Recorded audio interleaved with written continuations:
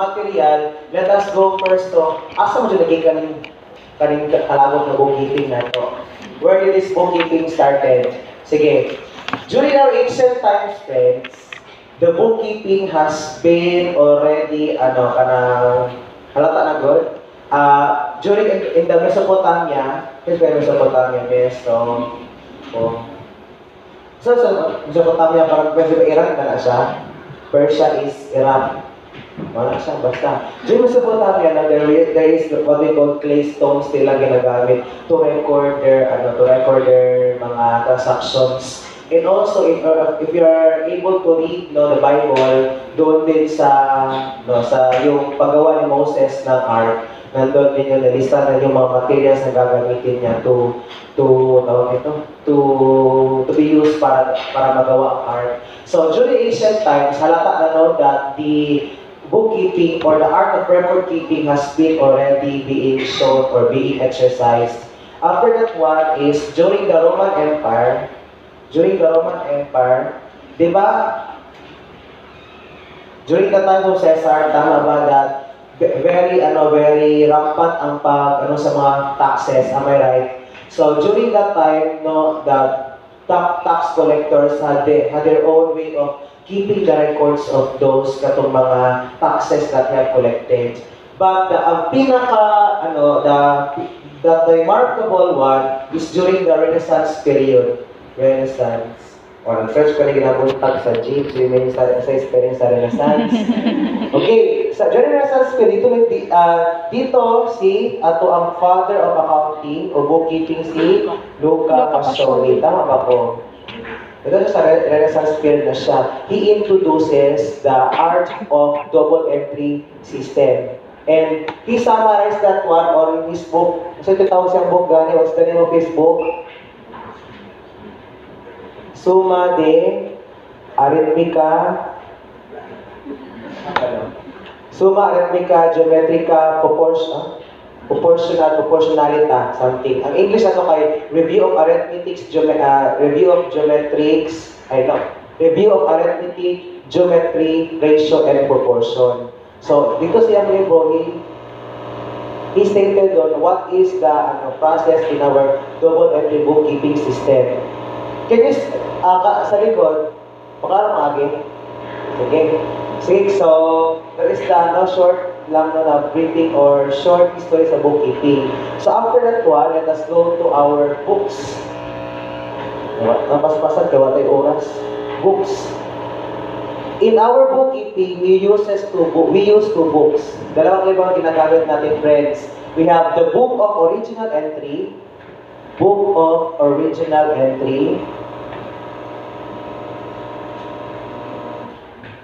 and our ledger. Dalawang librong ginagamit. So if you have, naka-enter ba mo? Wala pa. Naka-enter na mo? Wala pa, no? Kinama sa audit theory no? Tama rin, no? So, soon, you will be noting na pag-enter na mo, mapatatak mo ng libro sa BIR o sa City Hall, sa City Treasurer's Office. Dalawang ginatatak, ang Book of Original Entry, which is our journal, and the ledger. Patatakan siya, friend. And if you miss even a day sa pagtatak, the penalty is 1,000 agad. Even one day lang. So, these are the books that is being recognized by our government. The Book of Original Entry, which we call the journal, and the ledger. So, kailangan natin na siya ipatatak sa BIR o sa City Treasurer's Office soon. Now, if you have noticed, the complexity of our transaction has become very rampant, no? Many transactions are being transpired every day. So, could someone please tell me how many receipts ang ma-issue sa SM in a day? Wala, no? thousands or even millions in a month. Tama ba po? So, can you entry debit, cash, credit sales, 10 pesos, debit, cash, credit sales, 100 pesos? You cannot do that because of the complexity and the numerous number of transactions. That is why our book of original entry has evolved into somewhat that is very convenient to us, in which we call that one as our special journals.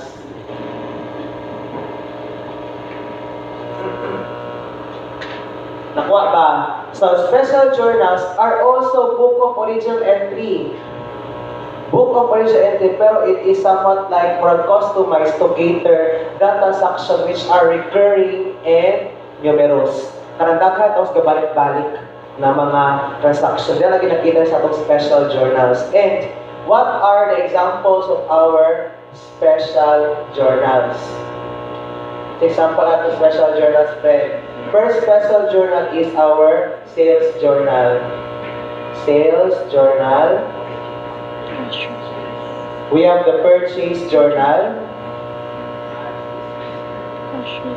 Purchase journal. So, pa-friends. Cash receipts journal. Cash receipts journal. Cash disbursement. And cash disbursement journal. Disbursement journal. And we will be meeting this one in our material. Have you seen these things in your material? Tama nila, before we, can you please see if kompleto ba yung materials? Wala ba siya mga blank na pages and all? Sales, purchase, cash receipt, journal. And we have this last general journal, GJ. General journal. Is our SJ, PJ, CRJ, and CDJ, GJ. Tapos GJ. Now, this is not, these words that I have written do not mean unless I give you kung ano ang gamit nila, what are the uses of these journals. Now, special journal, sales journal are used for, syempre, sales. But importante on account. Sales on account, dito mapapasok sa iyo ang sales journal. Remember that one. Because mamaya, in our transactions, hindi ko yan classify. Because before we start our practice, we will be classifying our transaction kung saan siya papunta. Sa special ba siya, purchase, sales, purchase, CRJ, or CDJ, or general journal. Next, purchase journal is also for purchases on account. Purchases on account. CRJ, these are all, dito mataspar lahat ng entries that debits cash. From the word cash receipt. No? Nandito lahat ng entry that debits cash. Entries that debit cash. So, cash sales. Saan papuntang cash sales? Saan papuntang cash sales, friends? Cash receipt journal. You cannot put that on the sales journal, ha? That is on the cash receipt journal. Next, cash disbursement journal entries that credit cash. That credit cash. So, anong gawa na dyan? Ano ang purpose ng general journal? Lahat ng transaction na hindi makikita ng ating sales, purchase, cash receipt, and cash disbursement journal. For example, investment by the owner.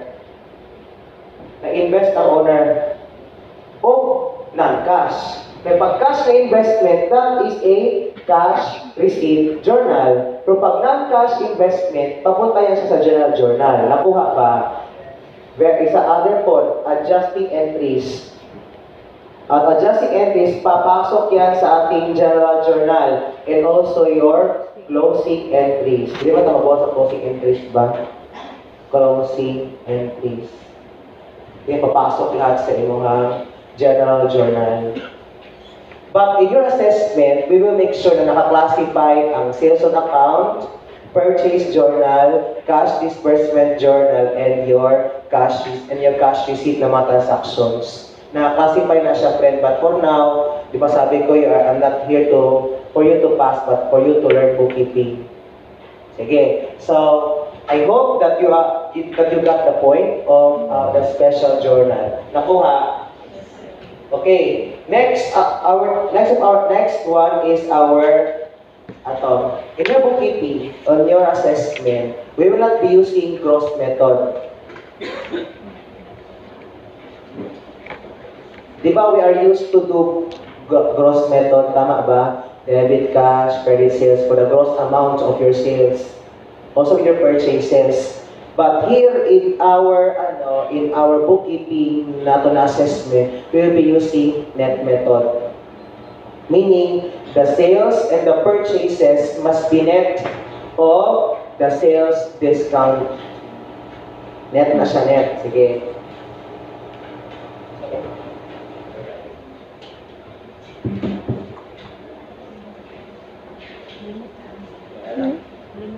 Nakuha ba? So mamaya we will be practicing that one, that net method. Next one is our VAT system. Mga di ba mo ni sa atong kinatukan ng ato ang output and input VAT. Medyo stressful sa to because sa atong pin-up and even our accounting one, it was not introduced. Nasyak na lang po kay na ay VAT ang ato ang tawag nito, ato ang assessment. So, what is the background behind your VAT system? Okay, your VAT, value-added tax, is an indirect tax. It's an indirect tax that sino mag-remit ng VAT sa government? Seller, tama ba? Kato nakakolekta. But who will ultimately pay? The buyer. Indirect tax siya. Because ang buyer ang nag-shoulder, ang nag-remit lang is the seller. Direct tax is ang pag-seller ang nagbayad, siya po ang nag-remit. So dito, in our VAT system is an indirect tax. Mangongolekta ng 12% of the sales ang mga seller sa kanilang buyer.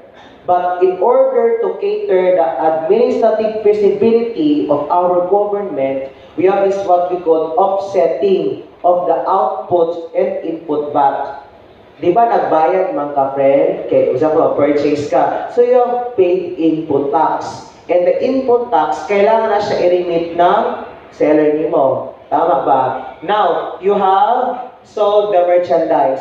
And now you are going to collect VAT from your customer. So in order for you to cater the katuimuhang nabayaran, we have this what we call offsetting nato na tawag nito? Offsetting nato na transaction. So let me show you in an illustration then.